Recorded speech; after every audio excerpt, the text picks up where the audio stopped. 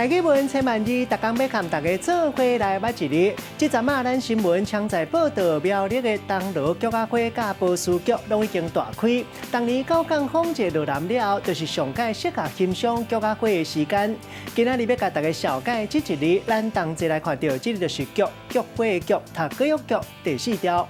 咱知影讲菊是一款花材名，是菊木、菊科、菊属有40多款。本来大部分拢是生产于东亚。开的花，咱讲是菊花，用菊仔花泡的茶就是菊花茶。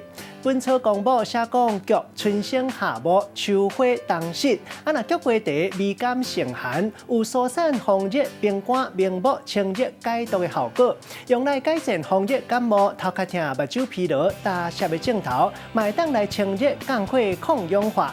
做的饼是菊花饼，做的糖啊就是菊花糖。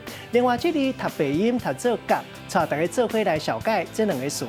头一个就是菊花，嘛有真侪人惯势讲是菊仔花，这是一款花名，一般寿命超过2冬，属根性的草仔花，花冠亲像是喙字形，有的是圆形、狮仔形，品种真侪款，花色嘛足十全。